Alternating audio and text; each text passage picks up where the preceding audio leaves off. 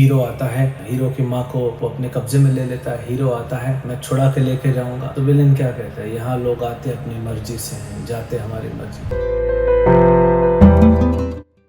हरे कृष्णा। भगवद गीता अध्याय 10 श्लोक संख्या 32। सर्गाणामादिरन्तश्च मध्यम चैवाहम् अर्जुन अध्यात्म विद्या विद्यानां वादः प्रवदतामहम्।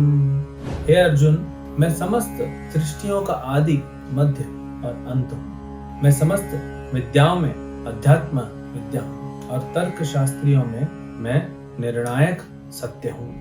तो भगवान क्या कह रहे हैं, आदि अंत सृष्टि का सिर्फ आप ये मत देखिए कि जो ब्रह्मांड बना या भौतिक सृष्टि बनी, कोई भी प्रकार की सृष्टि अभी आगे आएगा। एक जीव के जन्म की सृष्टि भी भगवान कहेंगे मैं हूं, उसकी मृत्यु भी मैं हूं। तो कोई भी प्रकार की सृष्टि का आदि भगवान है, अंत भगवान है और मध्य भी भगवान है। मतलब क्या है, मतलब सब भगवान ही कर रहे हैं। तो ऐसे क्यों कह रहे हैं, एक पोएटिक लैंग्वेज है। आप देखते हैं मूवीज में कैसे डायलॉग सीधा सीधा भी तो बोल सकते हैं। हीरो आता है, हीरो की माँ को या हीरोइन को जो विलेन है वो अपने कब्जे में ले लेता है। हीरो आता है, मैं छुड़ा के लेके जाऊंगा। तो विलेन क्या कहता है, यहाँ लोग आते अपनी मर्जी से हैं, जाते हमारी मर्जी से। ये डायलॉग है ना, ये सब कहाँ से आए। भगवान कवि है, आदि कवि। तो भगवान जो है इतना सुंदर भाषा से हमको बता रहे हैं कि आदि भी मैं हूँ, अंत भी मैं हूँ और मध्य भी मैं हूँ। कोई भी, अब कुछ भी ले लीजिए, आप मोबाइल ले लीजिए, ये तो जड़ पदार्थ है, लेकिन रिसोर्सेस किसने दिए मोबाइल बनाने के, भगवान ने। बुद्धि किसने दी, भगवान ने। भगवान ने सैंक्शन किया तब तो बुद्धि में आया और आइडिया निकला कि चलो ठीक है। अंत कब होता है, भगवान की इच्छा होती है, चाहे जड़ हो चाहे जीवित हो, अंत भगवान की इच्छा से होगा।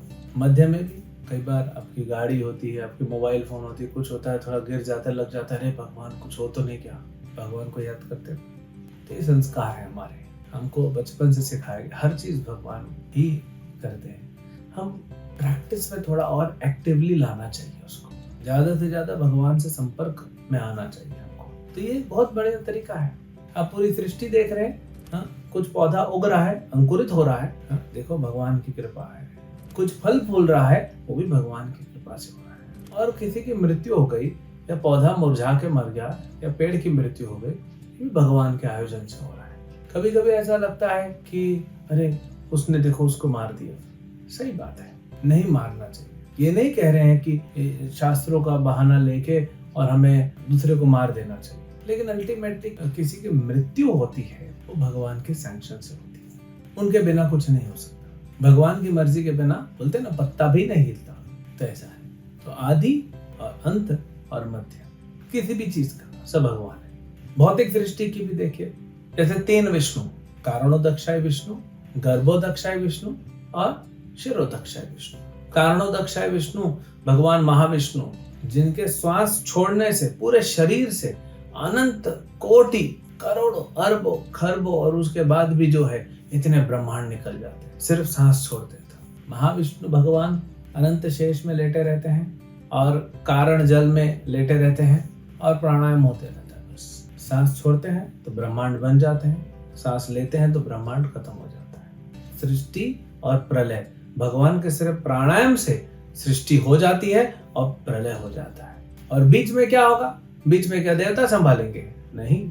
भगवान कारणोदक्षाय विष्णु से जितने ब्रह्मांड निकलते हैं उतने अनंत भगवान विष्णु के अवतार बनते हैं, उनको कहते हैं गर्भोदक्षाय विष्णु। हर गर्भ में, ये ब्रह्मांड के गर्भ में आके बैठते हैं, उनसे उनके गर्भ से कमल निकलता है, कमल के ऊपर ब्रह्मा जी बैठे रहते हैं। तब भगवान जो है ब्रह्मा जी को ज्ञान देते हैं और ब्रह्मा जी वो अंदर की सृष्टि करते हैं। तो इसीलिए ये कहना कि ब्रह्मा जी ने सृष्टि की गलत नहीं भी है, लेकिन ये कहना कि भगवान विष्णु ही सृष्टि करता है ये ज्यादा सही है। तो ब्रह्मा विष्णु महेश, ऐसा नहीं है कि ब्रह्मा जी बनाते हैं, भगवान विष्णु संभालते हैं और महेश हो जो शिव जी हैं वो संभाल करते हैं। करने वाले विष्णु ही हैं। और विष्णु भी किसके अवतार हैं, भगवान कृष्ण के। इसलिए कृष्ण बोल रहे मैं करता हूँ। फिर शिरोदक्षाय विष्णु के रूप में भगवान परमात्मा के रूप में हर हृदय में रहते हैं। एक छोटे छोटे वायरस और बैक्टीरिया के हृदय में भी रहते हैं, कण कण में समाये हैं, तो वही कर रहे हैं। शिव जी को शक्ति कौन देता है संहार करने का? भगवान विष्णु। तो ब्रह्मा विष्णु महेश जो है वो बराबर नहीं है, हाँ? ब्रह्मा उसके ऊपर आध्यात्मिक रूप से शिव जी का जो पोजीशन है वो ब्रह्मा जी से ऊपर है, और उसके ऊपर है भगवान विष्णु। ब्रह्मा जीव तत्व है, शिव जो है वो शिव तत्व है, और विष्णु जो है वो विष्णु तत्व है। वो भगवान कृष्ण की कैटेगरी है, और शिव तत्व में सिर्फ शिव अकेले हैं, और जीव तत्व में हम सब आते हैं। तो ये हो गया आदि, अंत और मध्य। इसके बाद भगवान कहते हैं कि विद्याओं में मैं आध्यात्मिक विद्या हूं। अब विद्या क्या क्या होती है? ज्ञान। 90वें अध्याय में क्या बोला भगवान ने कि विद्याओं में मैं राजा हूं, विद्याओं में राजा हूं। राज विद्या, ये जो भगवत गीता है ये क्या है? राज विद्या राजगुह्यम, ये राज विद्या है। तो विद्या कितनी प्रकार की होती है? कितने प्रकार मतलब बहुत सारा कैटेगरीज होता है, भौतिक आध्यात्मिक सब मिला के। सबसे पहले वेद, फिर वेदों के वेदांग आए, उपनिषद आए, पुराण आए, और धर्मशास्त्र, अर्थशास्त्र, न्याय शास्त्र। इसमें बहुत सारा भौतिक मतलब जीवन जीने के लिए क्या चाहिए, जैसे न्याय शास्त्र हो गया, अर्थशास्त्र पैसा कैसे कमाए धर्म से, ये सब भगवान ने दिए हुए हैं। लेकिन इनमें भी कैटेगरी है। इनमें क्या है? इनमें अध्यात्म है, जिसमें भगवत गीता, भागवत महापुराण, श्रीमद् भागवतम, ये अध्यात्म, शुद्ध अध्यात्म की विद्या देते हैं। तो भगवान कहते हैं सारी विद्याओं में मैं कौन हूं? अध्यात्मिक विद्या। अब भौतिक विद्या क्या होगी? वो परिवर्तनशील होगी ना। विद्या परिवर्तनशील नहीं होगी, ज्ञान परिवर्तनशील नहीं होगा, लेकिन वो जिस पे अप्लाई होगा वो परिवर्तनशील हो जाएगा। आज अगर मुझे बुखार हो गया तो मैं देखूंगा भाई ठीक है, इस शास्त्र में दिया है कि ये बुखार हुआ है, ये ज्वर, संस्कृत में ज्वर कहते हैं, इसका ट्रीटमेंट ये है, ठीक है। कल को अगर पेट खराब हो जाएगा उसका ट्रीटमेंट अलग है, लेकिन उसका इम्प्लीकेशन वो तो टेम्पररी है, चेंज होते रहेगा। कल को शरीर खत्म हो जाएगा तो भी शास्त्रों में दिया है, मृत्यु हो गई क्या क्या करना है, ये करना है, ऐसे जलाना है इतने दिन, ये करना है। तो पूरा खेती करनी है, एस्ट्रोलॉजी, ज्योतिष शास्त्र, एस्ट्रोनॉमी शास्त्रों में ही दिया है। मंत्र उच्चारण करके आप सूर्य में, चंद्र में जा सकते हैं, ब्रह्मलोक जा सकते हैं, इंद्र लोक जा सकते हैं, मंत्र उच्चारण करके। ये भौतिक मंत्र है, क्योंकि ये भौतिक चीज के लिए प्रयोग में होते हैं।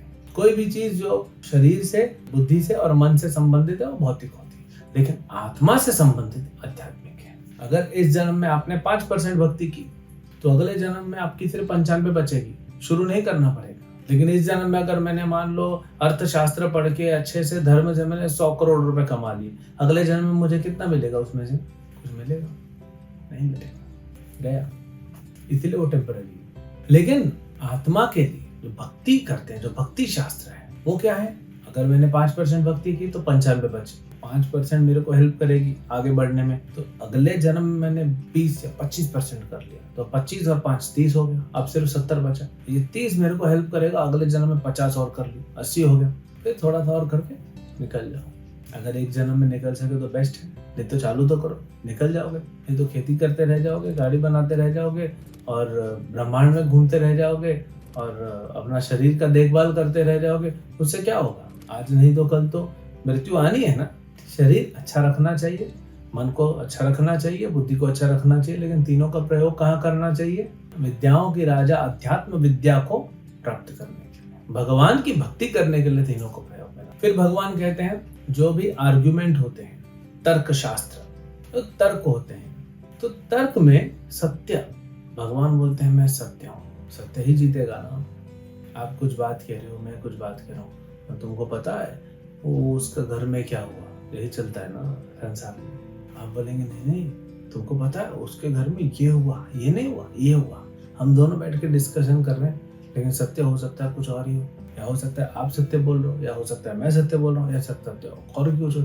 पर जो सत्य है वही बेस्ट है, वो सर्वोपरि है, सबसे ऊपर है। इसीलिए कभी कुछ क्राइम होता है, मर्डर हो जाता है, चोरी हो जाती है, तो इन्वेस्टिगेशन में इतना टाइम क्यों लगता है? क्योंकि सत्य कहाँ है? हाँ, परमात्मा तो बैठे नहीं है, न ये देवता है, ढूंढ रहे हैं बेचारे अपना अपना साधन लगा के, जितनी बुद्धि जितना साधन है वो लगा के ढूंढ रहे हैं कि सत्य क्या है। कभी कभी सत्य बाहर आता है, कभी नहीं भी आता है, कभी छुपा दिया जाता है, लेकिन सत्य कृष्ण है, क्योंकि सत्य सर्वोपरि है। सत्य बाहर आ गया फिर कुछ नहीं टिकने वाला। आप क्या बोल रहे हो, मैं क्या बोल रहा हूँ, उससे कोई फर्क नहीं पड़ता। सत्य बाहर आ गया ना बस। तो अलग अलग मंत्री घूमते रहते हैं, पब्लिक घूमते रहती है, लेकिन एक बार राजा आ जाता है अपनी हाथी पे बैठ के, रोड पे, तो सारी जनता, सारे मंत्री, सारे सैनिक उनके पीछे पीछे चलते हैं फिर, और राजा सरोपरि हो जाते। ऐसे ही सत्य सरोपरि, एक बार सत्य बाहर आ गया, बस सब उसको फॉलो करते रहेंगे। हरे कृष्ण।